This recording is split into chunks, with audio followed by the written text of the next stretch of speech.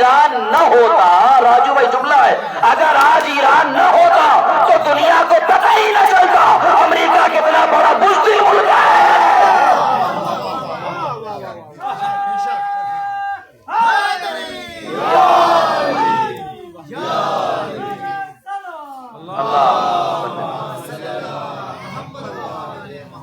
تو عزت اور ذلت یہ دونوں چیزیں خدا کے ہاتھ میں ہے۔ بھائی آج ہمیں آپ سے ذرا سا جو ہے وہ ناراضگی ہو گئی، جی ذرا سا جھگڑا اختلاف ہو گیا، تو سب سے پہلے ہم ایک دوسرے کی عزت دیکھنے لگتے ہیں۔ تمہاری سماج میں عزت کیا ہے؟ تمہارا مقام ہی کیا ہے؟ پہلا یہ طنز ہوتا ہے کہ لوگ عزت دیکھتے ہیں، ذلت دیکھتے ہیں، جبکہ عزت اور ذلت خدا کے ہاتھ میں ہے۔ عزت اور ذلت خدا، ابھی ظاہر سی بات ہے کہ جو لکھے ہوئے لوگ ہیں، جو بکی ہوئی زبانیں ہیں، وہ پکیں گے ہی اور کیا کریں گی؟ بکی ہوئی زبانیں پک رہی ہیں، خریدے ہوئے قلم خریدی ہوئی چیزوں کو لکھ رہے ہیں، اس کے علاوہ کچھ نہیں ہے۔ ورنہ آپ یہ سوچئے کہ کسی ایسے کی ذات پر الزام لگانا کہ وہ ملک چھوڑ کے بھاگ گئے، ارے ملک چھوڑ کے کیا بات ہے، جس کا جج میدان چھوڑ کے نہ بھاگا وہ ملک چھوڑ کے کیا بھاگے گا؟ یہ تو وہ ہے جو دشمن کو جگہ چھوڑنے پر مجبور کرتے ہیں، محاذ چھوڑنے پر مجبور کرتے ہیں، یہ خود کہیں نہیں ہٹتے۔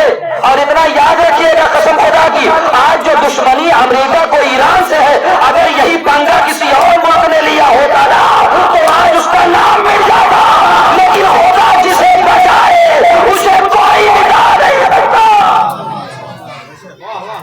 بس بہت دیر تک اس بات سے تذکرہ نہیں کرنا ہے، نوجوانوں کے ذہن میں میرا پیغام پہنچ گیا۔ دعا کرو سید علی خامنہئی صاحب کے لیے، دعا کرو ملک ایران کے لیے۔ بس میں اتنا ہی کہوں گا، آج جو حالات ہیں آپ مجھ سے بہتر جانتے ہیں، ٹھیک؟ عزت اور ذلت خدا کے ہاتھ میں، نہیں کر سکتے تم کسی کو اپنی طاقت کے بلبوتے، حکومت کے بلبوتے، اقتدار کی وجہ سے ذلیل نہیں کر سکتے کسی کو۔ اگر یہی عزت اور ذلت کا معیار ہوتا کہ پیسے والا عزت والا ہے، اقتدار والا عزت والا ہے، جو کھلے ہاتھ والا ہے وہ عزت والا ہے اور جو بدے ہاتھ والا ہے وہ ذلت والا ہے، تو دربار شام میں کبھی بھی زینب سر چڑھ کے نہ بولتی۔ زینب کا لہجہ بتا رہا ہے کہ دولت کے ذریعے عزت نہیں، اگر دولت کے ذریعے عزت ہوتی تو آج فرعون سب سے بڑا عزت والا ہوتا۔ تو عزت اور ذلت خدا کے ہاتھ میں، یہ پورا ایک موضوع ہے۔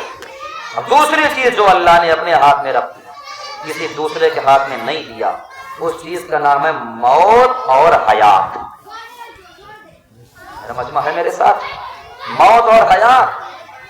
جب دشمنی دھیرے دھیرے آگے بڑھتی ہے اور بڑی پرانی ہو جاتی ہے، بڑی پرانی ہو جاتی ہے، تب وہ لفظوں کی دشمنی نہیں رہتی، زبانوں کی دشمنی نہیں رہتی، پھر وہ جان کی دشمنی بن جاتی ہے۔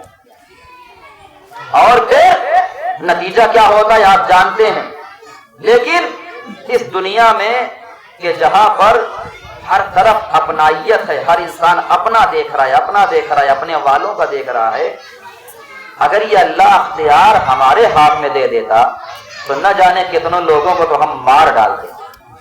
لیکن نہیں، اللہ نے کہا سنو، موت میں ہی دوں گا اور حیات میں ہی دوں گا۔ تم بہت کر سکتے ہو، ایک اسٹیچو بنا سکتے ہو، مجسمہ بنا سکتے ہو، آج کی میڈیکل کہاں تک پہنچ گئی ہے، سائنس پورا انسان بنائے دے رہی ہے، کوئی فرق نہیں۔ لیکن فرق بس ایک چیز کا ہے، اس کا نام ہے روح۔ روح تو اس کے ہاتھ میں ہے نا، تو اس لیے اللہ نے کہا میں ہی موت دوں گا، میں ہی حیات دوں گا، یہ تمہارے اختیار میں نہیں۔ بس تیسری چیز، آخری بات اور بات تمام ہو گئی، اس چیز کا نام ہے رزق۔ رزق، اللہ نے رزق جو ہے یہ اپنے اختیار میں رکھا ہے۔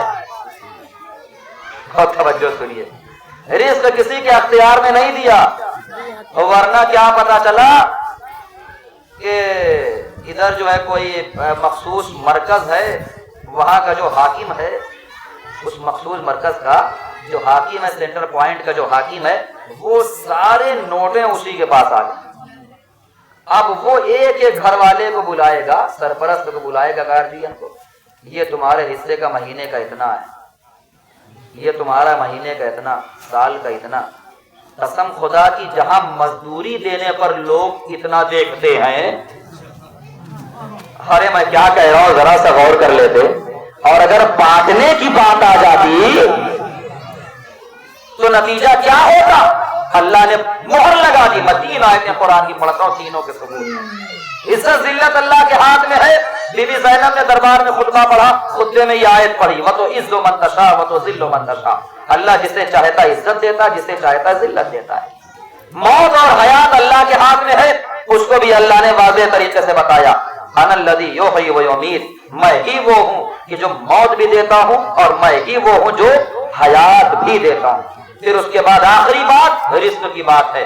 پروردگار اس حوالے سے تیرا کیا کہنا ہے؟ اللہ نے کہا وَلِلَّهِ خَزَائِنُ السَّمَاوَاتِ وَالْأَرْضِ، زمین کے بھی خزانے اللہ کے لیے ہیں، آسمان کے بھی خزانے اللہ کے لیے ہیں۔ اے پروردگار، ہمارے یہاں دنیا میں تو یہی ہے، جب کوئی خزانہ ہوتا ہے تو اس میں چابی بھی ہوتی ہے، تالا بھی ہوتا ہے۔ تو ذرا بتا دے زمین و آسمان کے جو خزانے ہیں اس کا تالا کیا ہے، چابی کیا ہے؟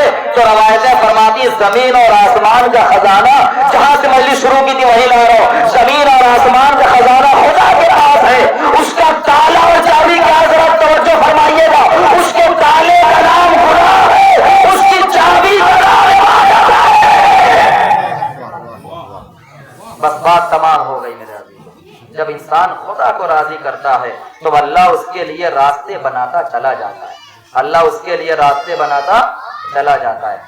کبھی کوئی نہیں سوچ سکتا کہ جو توکل اور جو اعتماد، جو بھروسہ، میں پہلے امام صادق علیہ السلام کی ایک حدیث آپ تک پہنچا دوں۔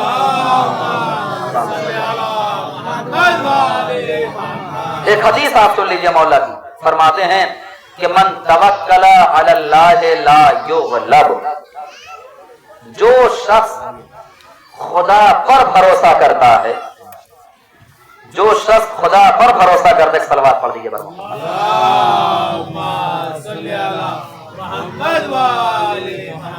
جو شخص خدا پر بھروسہ کرتا ہے اسے کبھی کوئی شکست نہیں دے سکتا۔ سنا آپ نے؟ جو شخص خدا پر بھروسہ کرتا ہے اسے کبھی کوئی شکست نہیں دے سکتا۔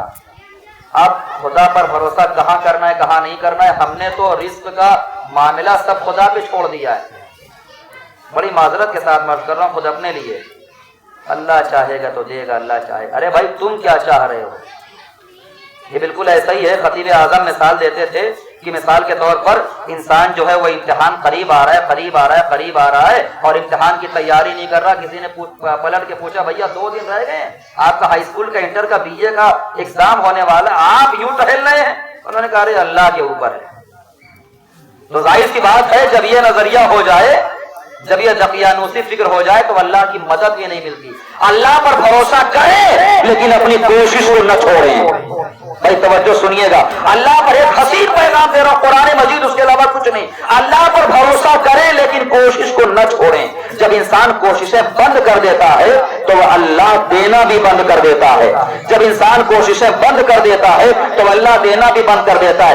مثال کے طور پہ پتا ہے کہ مریض کو شفا ڈاکٹر کے ہاں ملے گی، گھر بیٹھے ہوئے ہیں کہ اللہ شفا دینے والا ہے۔ مریض کو شفا کب ملے گی؟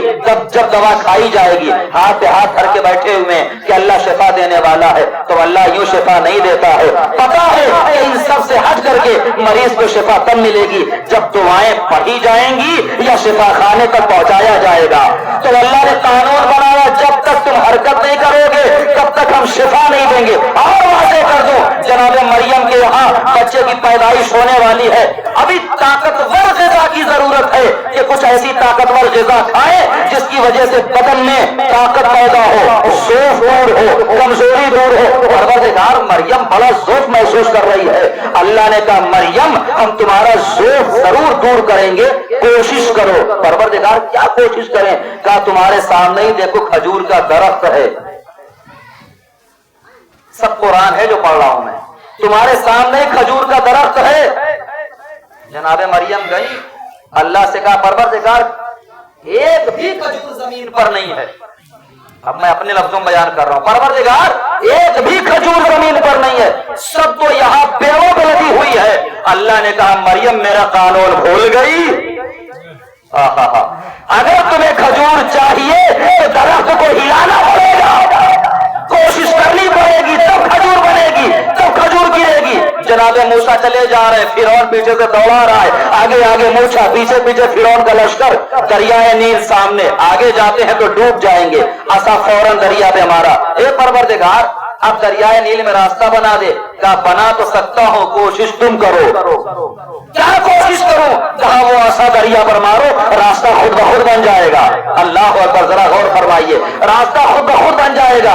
रास्ता बनाने वाला खुदा है, लेकिन कोशिश तो मूसा कर रहे हैं। भाई जनाबे नूह के दौर में तूफान आया, सैलाब आया। जनाबे नूह अलैहिस्सलाम ने कहा परवरदिगार मैं तेरा नबी हूं, क्या मैं भी डूब जाऊंगा? क्या तुम्हें मैं कैसे डुबो दूंगा? कहा फिर ये पानी रुकवा दे, ये बारिश रुकवा दे, सब हो गया, बहुत हो गया परवरदिगार, अब मुझे अमान चाहिए, पनाह चाहिए तेरी। तो अल्लाह ने कहा ये ना तो पानी खत्म होगा ना बारिश रुकेगी, कोशिश ये करो कि तुम सफीना बनाओ। कहा बैठा मेरा मजमा कसम खुदा की, कोशिश ये करो कि तुम सफीना बनाओ, जनाबे मूसा को बचाना है खुदा को।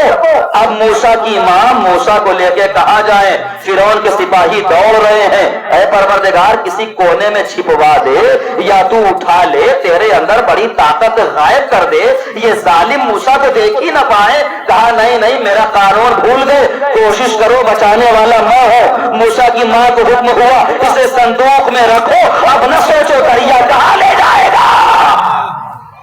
आपने गौर फरमाया कि जितने भी नबियों को अल्लाह ने मदद के लिए कहा, उन सब से कहा मेरा कानून याद रखना, मदद तुम्हारी जरूर करूंगा, मदद तुम्हारी जरूर करूंगा, लेकिन शर्त यह है तुम कोशिश करना न भूलना, तुम कोशिश करना न भूलना, तुम कोशिश करना न भूलना। और यही सब कुछ हमें करबला के मैदान में नजर आ जाता है कि जहां पर हुसैन जब दीन बचाने के लिए आए हैं, बल्कि मैं तो यूं कहूं मेरा मौला चाहेता तो करबला तक आने की जहमत ही नहीं थी, मदीने में रह के दीन बच जाता, लेकिन मेरे खुदा ने बताया आए मेरे हुसैन, मेरा कानून वही है, दीन अगर बचेगा तो ऐसे सहरा में बचेगा कि जहां पर कोई सोच ही नहीं सकता।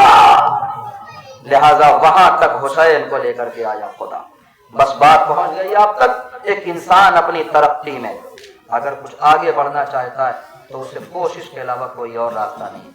और शर्फ की बात यह है कि जिसको अल्लाह ने ऐसे ऐसे रहनुमा दिए हैं, जी किसी के पास एक रहनुमा है तो फायदे का नहीं, हमारे पास अल्हम्दुलिल्लाह 14 हैं तो खुदा ने बेमिसाल दिए हैं।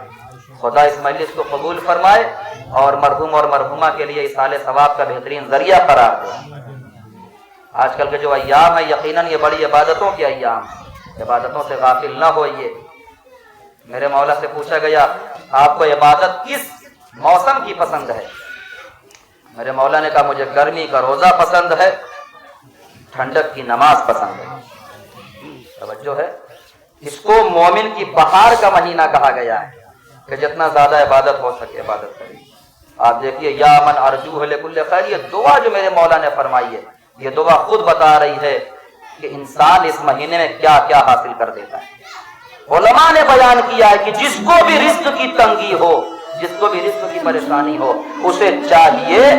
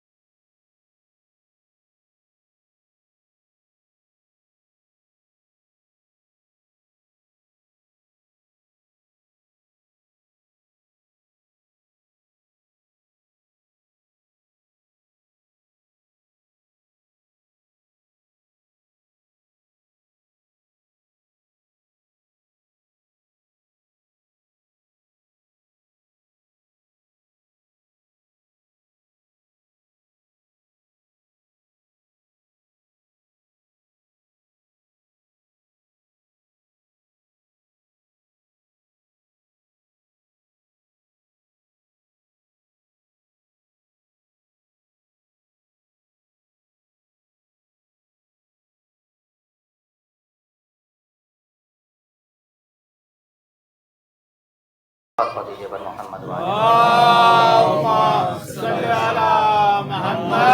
بس بات تمام ہو گئی. آپ مصائب سن لیجئے میرے عزیزو. یہ وہ مہینہ ہے کہ جس مہینے کو رسول اللہ نے کہا ہے کہ یہ خدا کا مہینہ ہے.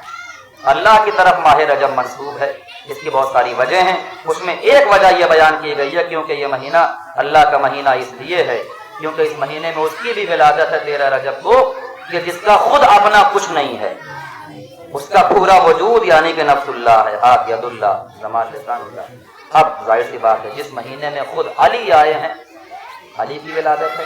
اسی مہینے میں ایک ایسی تاریخ بھی ہے جس تاریخ میں علی کی بیٹی کی شہادت ہوئی ہے. یعنی 15 رجب کی تاریخ جس تاریخ میں علی کی بڑی بیٹی جناب زینب اولیاء مقام آپ کی وہ کربناک اور دردناک اور المناک شہادت. آپ ذرا محسوس کریے اور سوچئے کہ اپنوں کے درمیان بولنا اور ہوتا ہے اور غیروں کے درمیان جا کر کے بولنا اور ہوتا ہے. جناب زینب کا یہ جہاد تھا اور یہ مارکا تھا کہ بی بی زینب نے زبان وہاں کھولی جہاں کوئی اپنا نظر نہیں آ رہا تھا اور جو اپنے تھے ان کے ہاتھ بندھے ہوئے تھے. جو اپنے تھے ان کو اسیر کر لیا گیا تھا. جو اپنے تھے ان پہ جور و ستم ہو رہا تھا. عزادارو روایت کے جملے ہیں. بس 2 روایتیں مختصر طریقے سے سناتا ہوں آپ کو تاکہ حق گری ادا ہو جائے. جب خانہ علی میں جناب زینب بھی بہت چھوٹی تھیں, جناب ام کلثوم بھی چھوٹی تھیں, یہاں تک کہ مولا حسن مولا حسین بھی چھوٹے تھے. بہت زیادہ ان سب میں فرق نہیں ہے, کوئی بچپنا تھا بالکل. ایک مرتبہ میرا مولا علی اپنے گھر کے صحن میں بیٹھا اور صحن کے ایک گوشے میں علی بیٹھے اور ایک گوشے میں اپنے 4 بچوں کو کھڑا کیا اور اس کے بعد میرے مولا یہاں سے پکارتے ہیں بیٹا حسن اپنے بابا تک چل کے آؤ. بیٹا حسن اپنے بابا تک چل کے آؤ. روایت کہتی ہے مولا حسن اس گوشے سے اس کونے سے چلے. ابھی آدھا راستہ بھی طے نہیں کر پائے تھے کہ علی اٹھے اور جانے کے بعد اپنے لال حسن کو کلیجے سے لگایا. بیٹا خدا تمہیں اور قوت دے. پھر اس کے بعد کا بیٹا حسین تم بھی وہاں سے اپنے بابا تک چل کے آؤ. اس کے بعد مولا حسین بھی اٹھے, اپنے قدموں سے چل کر کے آ رہے تھے کہ علی آگے بڑھے. آگے بڑھ کے مولا حسین کو اٹھایا ہوش میں. اس کے بعد کہتے ہیں, بہت توجہ سن لیجئے, بہت روئیں گے آپ. اس کے بعد میرے مولا کہتے ہیں کہ بیٹی زینب آپ بھی اپنے قدموں سے چل کے اپنے بابا تک آئیے. روایت کے جملے ہیں جب جناب زینب نے چلنا شروع کیا تو دونوں بھائی حسن اور حسین کھڑے ہو کر انتظار کر رہے تھے کہ جیسے ہمارے بابا نے ہمیں آگے بڑھ کے روکا اور آغوش میں اٹھایا, اسی طریقے سے ہماری بہن زینب کو بھی آگے بڑھ کے روکیں گے, آغوش میں اٹھائیں گے. لیکن دونوں نے کیا دیکھا کہ علی نے روکا نہیں. جہاں پر علی تھے وہاں پر زینب کو چلتے ہوئے بلایا. دونوں نے ہاتھوں کو جوڑا کہ بابا جب ہم چل رہے تھے تو آپ نے ہمیں چلنے سے روکا, ہمیں آغوش میں اٹھا لیا, آخر ہماری بہن کو اتنی دور تک کیوں چلایا؟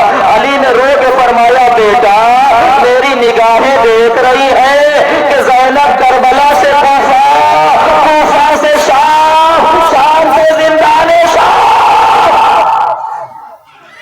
میں زینب کو چلنے کی مشق کرا رہا ہوں. جو زینب اپنے بابا کے سامنے نہ چل پائے گی وہ نامعلوم ہو جائے گی. جو زینب بابا کے سامنے قدم نہ اٹھا پائے گی وہ شرابیوں کے سامنے قدم کیسے اٹھائے گی؟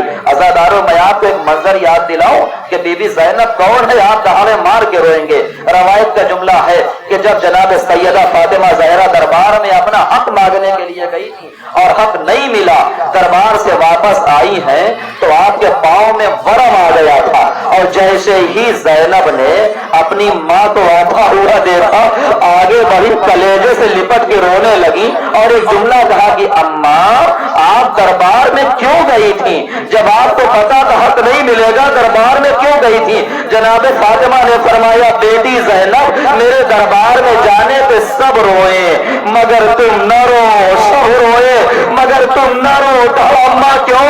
کہا بیٹی اس لیے تم نہ رو کہ میں مدینے کے دربار گئی تھی, تم کوفہ و شام کے دربار. ارے میں صحابی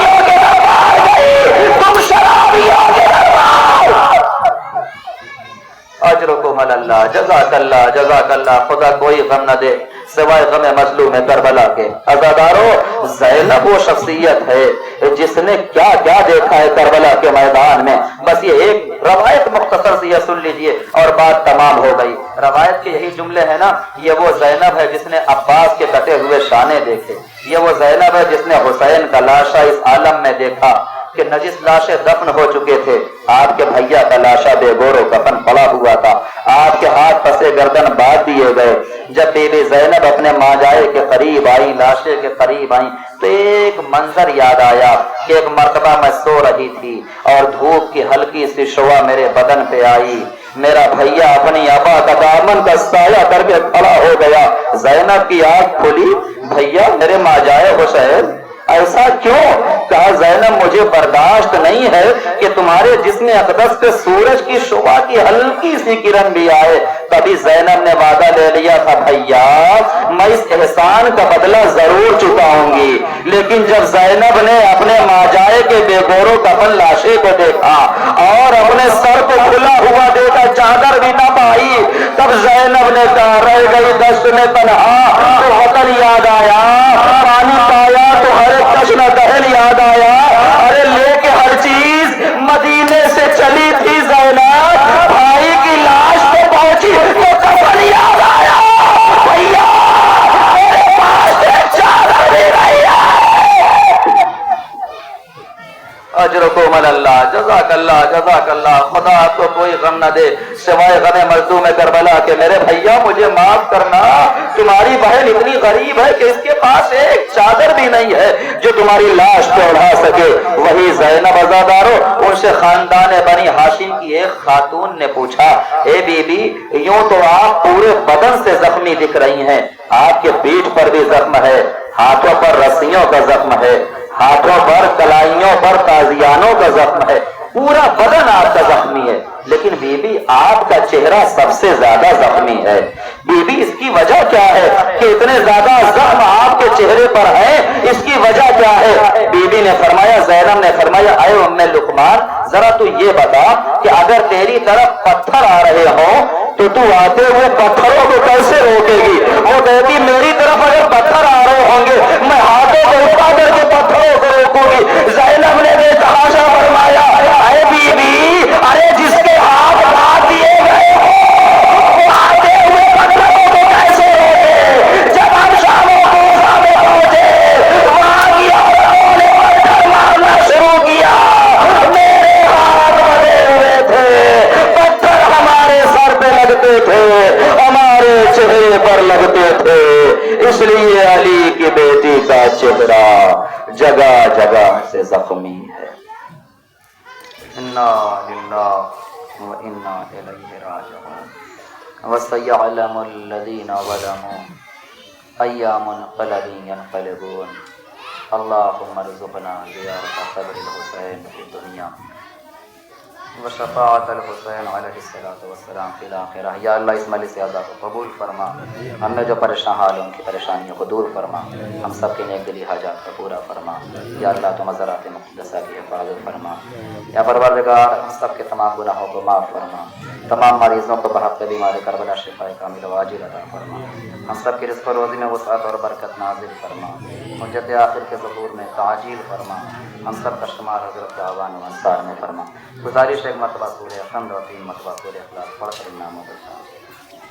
بسم اللہ الرحمن الرحیم, الحمد للہ رب العالمین الرحمن الرحیم مالک یوم الدین, ایاک نعبد و ایاک نستعین, اهدنا الصراط المستقیم صراط الذین انعمت علیہم غیر المغضوب علیہم ولا الضالین. بسم اللہ الرحمن الرحیم, قل هو اللہ احد اللہ الصمد لم یلد ولم یولد. بسم اللہ الرحمن الرحیم, قل هو اللہ احد اللہ الصمد. بسم اللہ الرحمن الرحیم, قل هو اللہ احد اللہ الصمد لم یلد ولم یولد ولم یکن له کفوا احد. اللهم صل علی محمد وعلی محمد,